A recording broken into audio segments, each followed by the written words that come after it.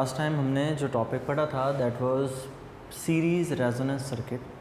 अब दूसरा जो टॉपिक है that is parallel resonance circuit. Series resonance circuit में था रेजिस्टर, इंडक्टर एंड कैपेसिटर। अब क्या है, अब यहाँ पर तीनों हो सकते हैं, रेजिस्टर, कैपेसिटर, इंडक्टर तीनों भी लगा सकते हैं। कोई से दो भी लगा सकते हैं, मतलब कोई से दो उसमें कंफर्म है, फिर तो कोई नहीं होंगे, फिर तो कैपेसिटर और इंडक्टर ही लगाए जाते हैं। तो अगर कैपेसिटर और इंडक्टर लगाएं तो इसको हम नाम देते होते हैं inductor capacitor, LC parallel resonance circuit या LC सर्किट भी इसको कहा जाता है। वो अंडरस्टूड है कि आपने इन दोनों को पैरेलल में लगाना है। तो पैरेलल सर्किट क्या होता है उसको देखते हैं। पैरेलल सर्किट हमने पढ़ा था, एक ऐसा सर्किट है जिसमें करंट के पास गुजरने के एक से ज़्यादा पाथ्स होते हैं। सो हम करेंगे क्या कि हम AC सोर्स के साथ पैरेलल में, मतलब उसके सामने अलग अलग ब्रांच में हम कैपेसिटर और इंडक्टर को इंस्टॉल करेंगे। मतलब यहाँ पर इस एक वायर में हम कैपेसिटर लगा लेंगे, नेक्स्ट वाली वायर में हम इंडक्टर लगा लेंगे और एक में हम लगा लेंगे अपना AC सोर्स। तो हमने करंट को एक से ज़्यादा पाथ्स प्रोवाइड करने हैं। तो यूँ हम अपना एक क्लोज लूप बना लिया। इस क्लोज लूप के अंदर एक में हमने लगा देना है AC सोर्स, तो यहाँ पर ये लग गया हमारे पास AC सोर्स। एक में हम लगा देंगे कैपेसिटर और एक में हम लगा देंगे इंडक्टर, तो यहाँ पर ये लग गया हमारे पास inductor. So this is RL circuit, और पैरेलल सर्किट भी कहते हैं, रेजोनेंस सर्किट भी उसी तरह। अब हमने इस सर्किट की प्रॉपर्टीज़ पढ़नी है। इससे पहले कि सर्किट की हम प्रॉपर्टीज़ की तरफ जाएं, मैं आपको इस सर्किट की इम्पीडेंस, जो टोटल रेजिस्टेंस है वो कैसे फाइंड होगी उसके लिए कुछ वर्किंग करते हैं। तो अगर हम अपना रेजिस्टेंस का कॉन्सेप्ट यूज़ करें तो हम पैरेलल कॉम्बिनेशन में पढ़ते हैं। पैरेलल कॉम्बिनेशन के लिए फॉर्मूला है 1/RE is equal to 1/R1 plus 1/R2 plus 1/R3 and so on. दो कंपोनेंट्स है तो मैं दो ही लिखूँगा। कैपेसिटर की रिएक्टेंस है XC, इंडक्टर की इंडक्टेंस है XL। तो 1/RE इज़ इक्वल टू, मतलब इस सर्किट की टोटल रेजिस्टेंस, तो इस सर्किट की टोटल रेजिस्टेंस को हम नाम देते हैं, let's say it is impedance. So 1/XC plus 1/XL। सो यहाँ से अगर हम इन दोनों को अगर थोड़ा सा ऑब्जर्व करें तो हमने इस टॉपिक में ये बात पढ़ी थी कि जो टोटल रेजिस्टेंस होती है, जो इक्विवेलेंस रेजिस्टेंस होती है पैरेलल कॉम्बिनेशन के अंदर, वो हमेशा इंडिविजुअल से कम होती है। ये बात हमने चैप्टर नंबर 13 में सीखी थी कि पैरेलल कॉम्बिनेशन के अंदर इक्विवेलेंस रेजिस्टेंस इंडिविजुअल रेजिस्टेंस से कम होती है। मतलब RE इक्विवेलेंस रेजिस्टेंस R1 से भी छोटी होगी, इक्विवेलेंस रेजिस्टेंस R2 से भी छोटी हो। ठीक है, सेम इसी तरह यहाँ पर अगर हम इम्पीडेंस की बात करें तो इम्पीडेंस भी XC से भी कम होगी और इम्पीडेंस XL से भी कम होगी। ठीक है, तो रेजोनेंस पे जब हम उसको देखेंगे तो हम इन प्रॉपर्टीज़ को मज़ीद इन्वेस्टिगेट कर लेंगे वहाँ पर चल के। सो एक बात याद रखनी है कि यहाँ पर चूँकि इन्वर्स रिलेशन है तो इन्वर्स रिलेशन के अंदर सिचुएशन डिफरेंट होती है। अब यहाँ पर आ जाते हैं हम मज़ीद अपने सर्किट के ऊपर, हम रेजोनेंस फ्रीक्वेंसी की बात करें तो रेजोनेंस फ्रीक्वेंसी इस केस में भी वही होगी कि रेजोनेंस फ्रीक्वेंसी वो फ्रीक्वेंसी है एट रेजोनेंस फ्रीक्वेंसी, ये FR stands for resonance frequency. इस रेजोनेंस फ्रीक्वेंसी के ऊपर XC हमेशा XL के इक्वल होता है। The reactance of the capacitor is equal to the reactance of the inductor. हमने जो फॉर्मूला पढ़ा था XC is equals to 1/ωc और हमने XL को पढ़ा था X L is equal to omega L, तो यहाँ पर हमने कहा था X C is equal to 1/2 pi 1/2 F C, और एक्स एल को हमने कहा था X L is equal to 2 pi F L, कि यहाँ पर जब फ्रीक्वेंसी बढ़ेगी तो एक्स एल बढ़ेगा, फ्रीक्वेंसी बढ़ेगी तो एक्स सी कम हो जाएगा। तो हायर फ्रीक्वेंसी के ऊपर एक चीज़ ज़्यादा है, दूसरी चीज़ कम, एक चीज़ कम होती है दूसरी बढ़ जाती है। तो जब आप कंडीशन लेकर आएंगे, जिस कंडीशन जहाँ पर एक्स सी और एक्स एल आपस में इक्वल हो जाएंगे, तो वहाँ पर जो फ्रीक्वेंसी होगी वो फ्रीक्वेंसी जो एक्स सी और एक्स एल को आपस में इक्वल कर देती है, that frequency is called resonance frequency. X C की जगह पर वैल्यू पुट करें तो एक्स सी की जगह वैल्यू पुट हो जाएगी ओमेगा सी, सॉरी 1/ओमेगा सी, और अगर एक्स एल के लिए पुट करें तो X L is equal to omega L, cross multiplication करें तो omega square is equal to 1/एल सी। आप ओमेगा ओमेगा को मल्टीप्लाई करके ओमेगा स्क्वायर इंडक्टेंस को इधर लाकर डिवाइड कर दें तो एल सी हो जाएगा। सो यहाँ पर ले लें बाय टेकिंग स्क्वायर रूट, और अगर हम यहाँ पर स्क्वायर रूट लें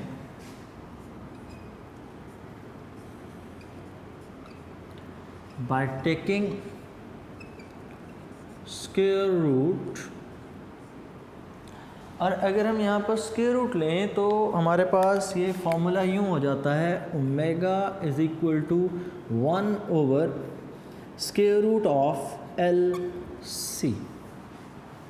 ओमेगा की वैल्यू पुट करें तो omega is equal to 2 pi F is equal to 1/स्क्वायर एल सी। 2 पाई को डिवाइड कर दें तो F is equal to 1/2 pi square root L C. तो ये हो गई रेजोनेंस फ्रिक्वेंसी की value F R. F R is equal to 1/2 pi square root L C. Resonance frequency is inversely proportional to 1/स्क्वायर root of the inductance.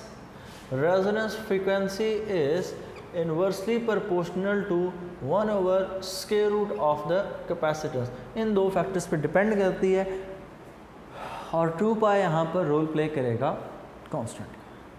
Next, इस topic के अंदर graph हम किस तरह से प्लॉट करते हैं। तो ग्राफ प्लॉट करते वक्त एक बात याद रखिएगा कि जब दोनों कंपोनेंट्स मौजूद होंगे, मतलब जब सर्किट के अंदर एक्स सी और एक्स एल हों, तो मैंने बताया टोटल इम्पीडेंस हमेशा कम होती है। तो टोटल इम्पीडेंस कम होने की वजह से जब आपके पास ग्राफ होगा तो ग्राफ के अंदर थ्रू आउट करंट ज़्यादा होगा। सिर्फ और सिर्फ जब आपके पास रेजोनेंस फ्रीक्वेंसी होगी तब आपके पास करंट की वैल्यू क्या होगी, कम होगी। क्यों कम होगी?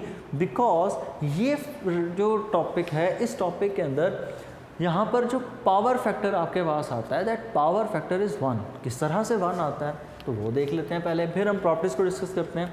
तो यहाँ पर सबसे पहले हम देखते हैं जी वाई पावर फैक्टर इज़ 1। आपने सर्किट के अंदर लगाया एक कैपेसिटर, साथ हमने लगाया एक इंडक्टर। अब कैपेसिटर के अंदर क्या होता है, कैपेसिटर के केस में, in case of capacitor, current lead करता है, current will lead, while capacitor के केस में वोल्टेज लैग करता है। तो ये करंट लीड कर गया, यहाँ पर हम ड्रॉ कर देते हैं वोल्टेज। ये हो गया कैपेसिटर के केस कि करंट लीड करता है जबकि वोल्टेज लैग करता है। और दूसरे एंड पर अगर हम ड्रॉ करें केस इंडक्टर का, तो इंडक्टर के केस के अंदर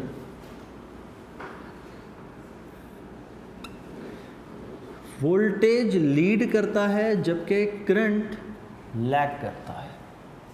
सो अगर हम इन दोनों डायग्राम्स को मर्ज करें तो हमें मर्ज करने पर पता चलता है कि एक में लीड कर रहा है करंट, दूसरे में क्या कर रहा है, लैग। तो एक करंट को पीछे छुड़वाएगा, दूसरे करंट को लाकर बराबर खड़ा कर देगा। तो दोनों आपस में क्या हो जाएंगे, इन फेज। इसी तरह की अगर हम इन दोनों के लिए phasor diagram for the impedance draw करें तो हमने फेजर डायग्राम इम्पीडेंस के केस में, कैपेसिटर के केस में हमने ये डायग्राम कुछ यूँ पढ़ी थी। कैपेसिटर के केस में ये डायग्राम यूँ थी कि यहाँ पर था रजिस्टर और डाउनवर्ड हमने ड्रॉ की थी इम्पीडेंस, रिएक्टेंस, ये रेजिस्टेंस, और कैपेसिटर के केस में यहाँ था XC। जबकि इंडक्टर के केस में हमने ऐसे कुछ यूँ ड्रॉ किया था। इंडक्टर के केस के अंदर यहाँ पर था XL और इस एक्सिस पर यहाँ पर था रेजिस्टेंस R। अगर हम यहाँ से भी देखें, इन दोनों को आपस में कंबाइन करें तो हमारे पास जो कंबाइन रिजल्ट बनता है इन दोनों डायग्राम्स का, तो ये डायग्राम्स का जो हमारे पास टोटल रिजल्ट होगा वो कुछ यूँ होगा। यहाँ रेजिस्टेंस, यहाँ पे XL और यहाँ पर XC।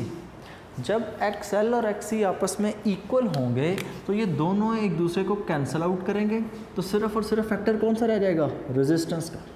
और यही पहला पोस्टुलेट लिखा है, और पहला जो पॉइंट लिखा है वो लिखा हुआ है at resonance frequency the circuit will behave like only like resistive. ठीक है, तो eight resonance frequency circuit resistive के तौर पर बिहेव करेगा। ये दोनों तो होंगे आपस में इक्वल, सिर्फ और सिर्फ कौन रह जाएगा, रेजिस्टेंस। क्योंकि इसके साथ यहाँ पर तीसरा भी हम कंपोनेंट ड्रॉ करते हैं नॉर्मली, और तीसरा यहाँ पर जो कंपोनेंट ड्रॉ किया जाता है दैट इज़ ऑफ रेजिस्टेंस। ये कुछ यूँ यहाँ पर बनता है, ये रेजिस्टेंस। तो अब अगर आप फॉर्मूले में लिखें तो +1/R। दूसरी चीज़ XL और XC की डायरेक्शन ओपोजिट, दरमियान में साइन कौन सा लगेगा, माइनस। ये दोनों हो जाएंगे कैंसिल, तो आपके पास जो आंसर होगा वो आंसर क्या होगा, आपके पास आंसर होगा 1/Z is equal to 1/R। From here we can say that impedance is equal to resistive. और ये सर्किट के अंदर मैक्सिमम की बात हो रही है, इससे ज़्यादा रेजिस्टेंस का आंसर आ ही नहीं सकता। अगर रेजोनेंस फ्रीक्वेंसी के ऊपर रेजिस्टेंस का आंसर मैक्सिमम है तो इस बात का मतलब ये होगा कि करंट क्या होगा, मिनिमम। ठीक है, तो सबसे पहली चीज़ यहाँ पर ये सर्किट किस तरह बिहेव करता है, this circuit behaves like a resistive circuit, resistive eight resonance frequency. Resonance frequency पे बिहेव करेगा रेजिस्टेंस के तौर पर, and at this case resistance is maximum, resistance is maximum eight resonance frequency. Resonance frequency के ऊपर resistance maximum होगी। और अगर रेजोनेंस फ्रीक्वेंसी पर रेजिस्टेंस मैक्सिमम होगी तो what about the current, current will be minimum. So current will be minimum, so I is minimum at resonance frequency। कि चूँकि सिर्फ और सिर्फ रेजिस्टेंस है तो करंट की वैल्यू कम हो जाएगी। क्यों कम होगी, क्योंकि ये दोनों आपस में कैंसल आउट हो जाएंगे। कैंसल आउट क्यों होंगे, क्योंकि आपने रेजोनेंस फ्रीक्वेंसी पे कहा XC is equal to XL, जो वैल्यू यहाँ पर पुट होनी है वही यहाँ पर, दोनों एक दूसरे से कैंसल आउट, तो सिर्फ और सिर्फ क्या रह जाएगा, रेजिस्टेंस फैक्टर, और इसको इन्वर्स करेंगे तो Z is equal to R, this is the maximum value.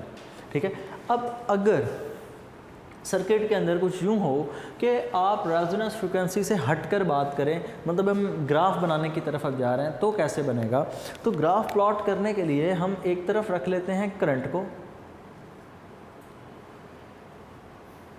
एक तरफ हम एक्स एक्सिस पर रख लेंगे फ्रीक्वेंसी को। फ्रीक्वेंसी एक्स एक्सिस में इधर जाते वक्त इंक्रीज़ कर रही है, जबकि करंट यहाँ ऊपर की तरफ इंक्रीज़ कर रहा है। ये हमारे पास एक्सिस वाई एक्सिस, ये हमारे पास इधर एक्सिस हो गया x axis.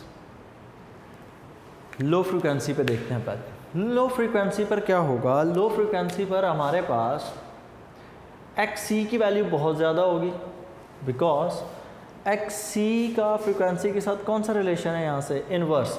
X C is inversely proportional to frequency. Frequency की वैल्यू ज़्यादा होगी, लो फ्रीक्वेंसी है सॉरी, फ्रीक्वेंसी की वैल्यू कम होगी, एक्स सी की वैल्यू ज़्यादा, so X C will be maximum. जबकि यहाँ पर एक्स एल फिर क्या होगा, मिनिमम। क्यों? क्योंकि फ्रीक्वेंसी की वैल्यू कम है, तो XL और फ्रीक्वेंसी का जो रिलेशन है वो डायरेक्ट है। जब फ्रीक्वेंसी कम होगी XL भी कम होगा, तो दोनों की वैल्यू, एक की वैल्यू ज़्यादा है, दूसरे की वैल्यू उतनी कम। अब ये वैल्यू जितनी ज़्यादा होती जाएगी, ये आंसर आपके पास उतना छोटा, ये आंसर आपके पास जितना नीचे डिनोमिनेटर जितना छोटा होगा, ये फैक्टर उतना बड़ा होता जाएगा। और इसने फिर अभी R में से माइनस भी होना है और इन्वर्स भी होना है। तो यहाँ से जब हम देखेंगे तो हमें पता चलता है कि जब फ्रीक्वेंसी कम होती है तब इम्पीडेंस की वैल्यू बहुत ज़्यादा आ रही होती है। जब फ्रीक्वेंसी कम होती है तो हमारे पास इम्पीडेंस की वैल्यू ज़्यादा आती है। तो इम्पीडेंस कम आएगी, माइनस हो रहा है ना। जब फ्रीक्वेंसी ज़्यादा होगी तो हमारे पास इम्पीडेंस की वैल्यू उस हिसाब से वैल्यू कम होगी, और वैल्यू इम्पीडेंस की जब कम होगी तो करंट हमारे पास क्या होगा? ज़्यादा। ठीक है, जब हमारे पास फ्रीक्वेंसी कम है एट लो फ्रीक्वेंसी, यहाँ पे लिख लेते हैं हम कुछ conclusions. At very low frequency, कि जब बहुत ही कम फ्रीक्वेंसी हमने रखी हो, एट लो फ्रीक्वेंसी जो इम्पीडेंस होगी सर्किट की इम्पीडेंस कम होगी। सर्किट की इम्पीडेंस क्यों कम होगी? क्योंकि लो फ्रीक्वेंसी के ऊपर ये जो फैक्टर है ये बहुत कम होगा। इन्वर्स करेंगे तो उतना ज़्यादा, इस फैक्टर ने माइनस होना है, और माइनस होते वक्त ये इम्पीडेंस को क्या कर देगा? इम्पीडेंस को कम कर देगा। और जब इम्पीडेंस कम हो जाएगी सर्किट में करंट क्या होगा? So current will be larger, कि सर्किट के अंदर जो करंट होगा वो ज़्यादा होगा। तो करंट ज़्यादा होगा, करंट यहाँ से यहाँ पर इस पॉइंट पर है कहीं पर। ठीक है, लो फ्रीक्वेंसी है और करंट तकरीबन इस पॉइंट पर है। अब ये ग्राफ है थोड़ा सा ऐसे कर्व होता चला जाएगा जैसे जैसे हम फ्रीक्वेंसी को इंक्रीज़ करते जाएंगे, क्योंकि जब हम फ्रीक्वेंसी को इंक्रीज़ करते जाएंगे तो इन दोनों का डिफरेंस जो पहले यूँ था ये कम होता चला जाएगा। तो ये डिफरेंस जितना कम होता जाएगा, माइनस होने वाला फैक्टर उतना छोटा होता जाएगा। तो छोटे होने से क्या होगा? इम्पीडेंस इंक्रीज़ होना शुरू हो जाएगी। ठीक है, जब हम फ्रीक्वेंसी को बढ़ाते हैं, रेजोनेंस फ्रीक्वेंसी की तरफ जाने की कोशिश करते हैं, तो इम्पीडेंस वैसे वैसे हमारे पास इंक्रीज़ होती है। इम्पीडेंस इंक्रीज़ होगी, करंट क्या हो जाएगा? कम हो जाएगा। तो रेजोनेंस फ्रीक्वेंसी के ऊपर हमारे पास करंट मिनिमम होता है। ये जो पॉइंट है that is FR, resonance frequency. और रेजोनेंस फ्रीक्वेंसी के अगेंस्ट यहाँ पर करंट की वैल्यू अगर हम देखें तो यहाँ पर जो करंट है दैट इज़ मिनिमम। और फिर उसी तरह जब आप फ्रीक्वेंसी को रेजोनेंस फ्रीक्वेंसी से आगे लेकर चलते हैं तो फिर एक दफ़ा उसमें इंक्रीज़ आना शुरू हो जाता है। रेजोनेंस फ्रीक्वेंसी में यहाँ पर इंक्रीज़ आने का मतलब ये है कि जब आप F को बढ़ाएंगे तो क्या होगा? तब F को बढ़ाने से ये फैक्टर बढ़ जाएगा, और ये जो फैक्टर होगा ये क्या हो जाएगा? XL भी फ्रीक्वेंसी के बढ़ने से बढ़ जाएगा। जब यहाँ पर आप इस फ्रीक्वेंसी को बढ़ाएंगे तो ऑब्वियसली XC क्या हो जाएगा? कम। हमेशा रूल ये है कि बड़ी में से छोटी वैल्यू माइनस होती है, तो अब ये प्लस हो जाएगा और इस फैक्टर को हम क्या कंसीडर करेंगे? माइनस। क्योंकि वेक्टर डायग्राम में जब आपने माइनस करना है तो बड़ी में से छोटी वैल्यू को करना है, छोटी में से बड़ी वैल्यू को माइनस नहीं करेंगे। तो अब भी वही होगा कि इम्पीडेंस फिर से कम होना शुरू हो जाएगी, करंट फिर से मैक्सिमम होना शुरू हो जाएगा। सो करंट एक मरतबा फिर क्या हो जाएगा? करंट फिर बढ़ना शुरू हो जाएगा। तो आपको लो फ्रीक्वेंसी और हाई फ्रीक्वेंसी पे करंट ज़्यादा मिलेगा, जबकि रेजोनेंस फ्रीक्वेंसी के ऊपर हमें करंट की वैल्यू मिनिमम मिल रही होगी। So at resonance frequency at FR impedance is minimum, impedance minimum है। सो impedance अगर minimum हो तो करंट यहाँ पर क्या होगा? Current is maximum। तो इस केस में हमें करंट मैक्सिमम मिलेगा। और एट हायर फ्रीक्वेंसी एक दफ़ा फिर वही होगा कि इम्पीडेंस कम हो जाएगी, करंट फिर से हमें ज़्यादा होना शुरू हो जाएगा। तो ये डायग्राम सीरीज़ के मुकाबले में बिल्कुल अपोजिट बनती है। क्यों? पैरेलल कॉम्बिनेशन है और पैरेलल कॉम्बिनेशन के अंदर रेजिस्टेंस प्रॉपर्टीज़ चेंज हो जाती हैं। नेक्स्ट डायग्राम में अगर हम देखें तो impedance is maximum at resonance frequency, so the current is minimum at resonance frequency. Frequency को आप कम ज़्यादा करेंगे, करंट उस हिसाब से चेंज हो जाएगा।